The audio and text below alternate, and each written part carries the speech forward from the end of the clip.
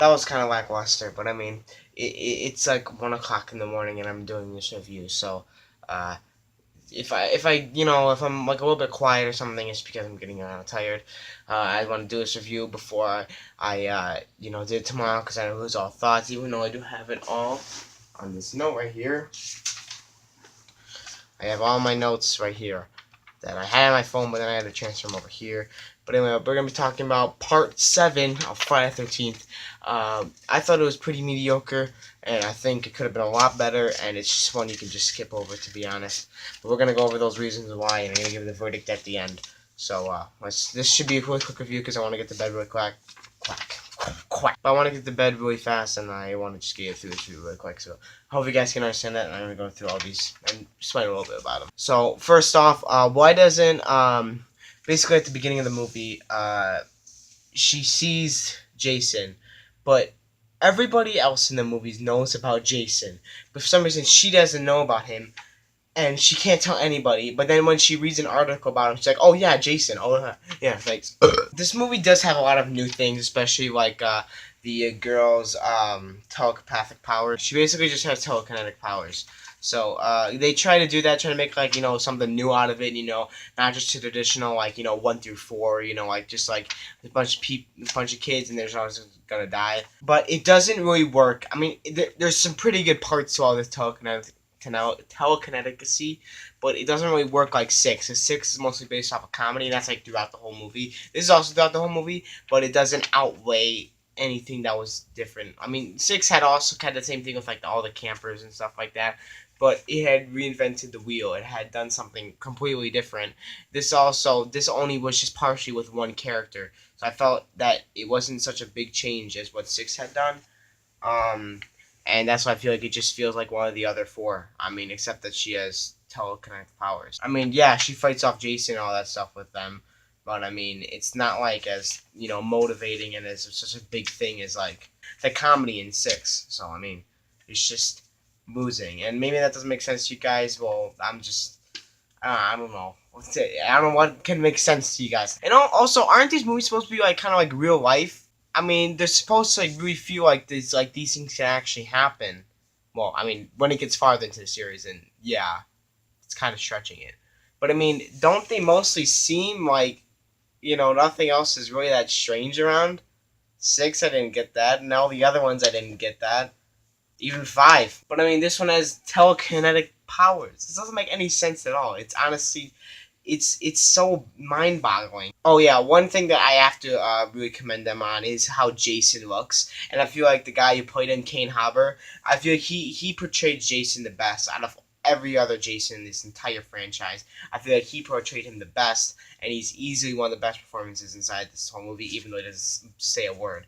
But the things he had to do to make this movie what it was, and he did a great job for it. And I would probably recommend this movie just so you can see his performance. His performance is great. He's also the stunt coordinator and everything like that, and he did a great job. And also, you can also tell there's like a huge budget in this movie.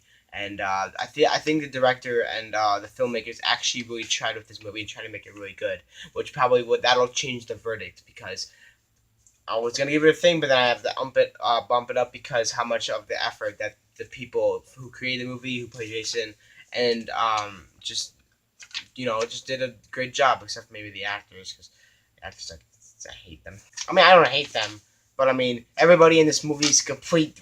I'm sorry for the kids out there, a complete dickhead because they're all just wasted. Like I'm not wasted like in the sense of drinking, but I mean they're all just stupid and they're all pointless, and I hate them all. I hope they would.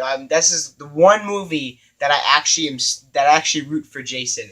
I mean, you don't really want to do that. He's killing everybody, but I mean, this movie you really want to root for him because there's nothing really to him besides that they're all complete idiots and dickheads. Oh yeah, like that girl. What was her name? Oh yeah, I forgot because these characters are so forgetful. I mean, they're just so boring, man. They're so forgetful. I mean, they try to add some stuff into it, but it just turns out as subplots, and it just makes the movie to get weighed down, and it's just not good. It just does it. Subplots never make a movie good. They make it get worse. That's one of the problems with The Greatest Showman, which is a movie I saw and I actually kind of liked. but there were so many subplots. It was ridiculous. I'm pretty sure I had to take notes. Actually, there were six in a movie, in like a 1 hour and 30-minute movie. It might have been 2 hours. I don't know. That's a different movie though. But I mean, they try to like make these characters kind of like 4, where they had like some kind of characterization, but it didn't really work well. And I feel like the director of 4 did a much better job than this one. Well, I mean, thank God he wasn't porn director before he made these movies. Thank God. 5. Oh yeah. Also, one of the other things before the guy went swimming without the girl. Why did he not scream when he saw Jason? I'm pretty sure if I saw this creepy thing, I would make sure that I would scream. Hello? I mean, you don't just stand there when he's obviously about to kill you. You idiot. Oh yeah, and the characters can't swim. The girl saw him pop out of the water, and she's like, oh yeah, the character is also very stupid too. You know, the dumb decisions. I didn't list them on here, but trust me, there are just dumb decisions by the people in this movie.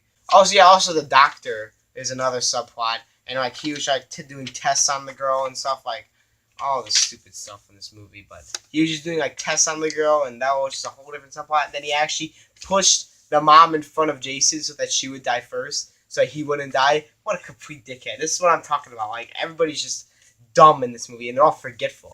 Movie is very predictable because you saw all of the other movies, and you know like probably what's gonna happen next. So there's nothing really to this movie. There are some confusion in some parts, but then I find you figure it out, and it's just all But people who just stop at this part would never be able to figure it out, and it shouldn't.